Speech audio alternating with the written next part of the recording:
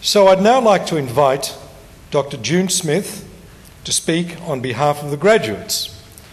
Dr. Smith is a partner in Argyle Lawyers, the Melbourne office, and consults to the financial services industry on issues relating to professional ethics, corporations law, compliance, and alternative dispute resolution.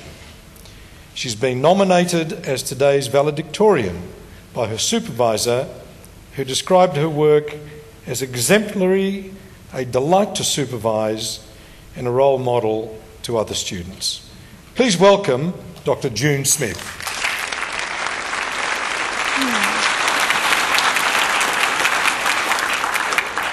Deputy Chancellor, Vice-Chancellor, Council members, distinguished guests, academics, teaching staff, fellow graduating students, family and friends.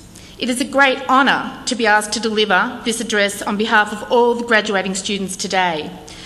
We all know that the pursuit of knowledge and learning is a lifelong journey, but today, in some ways, it marks a fork in the road for many of us.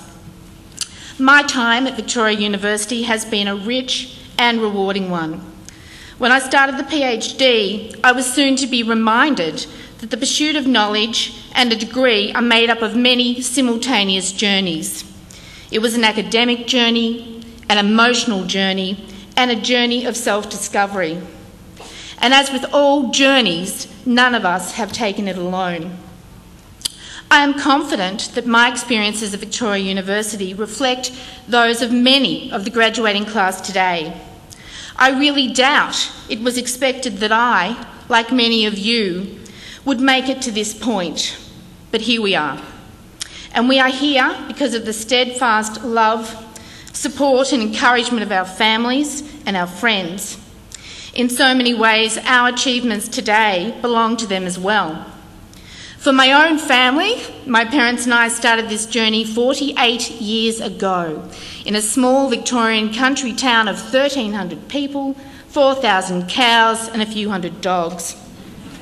It was the 1960s, at a time when little girls were expected to do and be a lot of things, but I don't know that the pursuit of a PhD and a legal career were amongst them. I can only be grateful that my parents, like yours, had the courage to think differently. So to all of the parents in the room, I say thank you.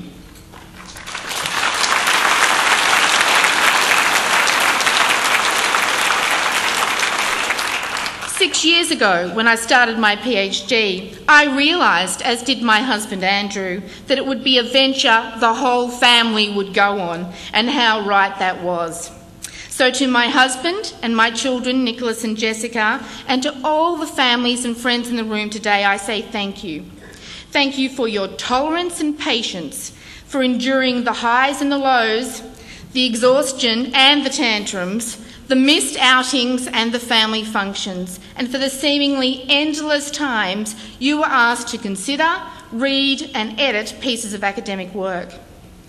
But none of us would be here today if it were not for those academic staff who also came on our journey. My own supervisors, Professor Anona Armstrong, Professor Ronald Francis and Patrick Foley, are just as responsible for my achievement as I am, as are all of your supervisors and teachers. So to my supervisors especially, and to all of the academic staff here today who assisted this graduating class, I say thank you to you as well. Thank you for your dedication, counsel and wisdom, for sharing your knowledge and experience, and for your seeming calm in the face of yet another excuse for why our lives had got in the way of our ability to study.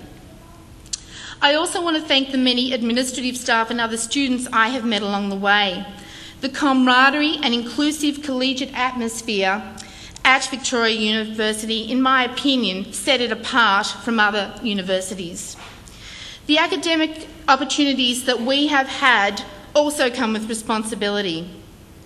A responsibility in particular to represent the values of this university and to stand out by being outstanding.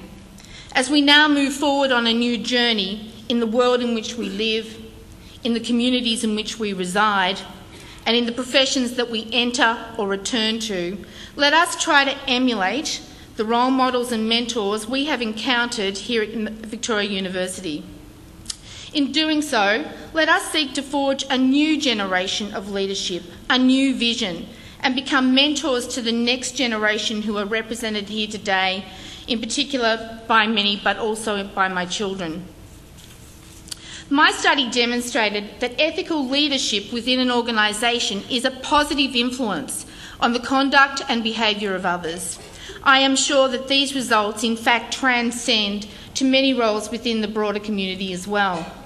Let us learn from my study and from the values we have learnt here at this university and seek to be that kind of leader in our communities and in our professions.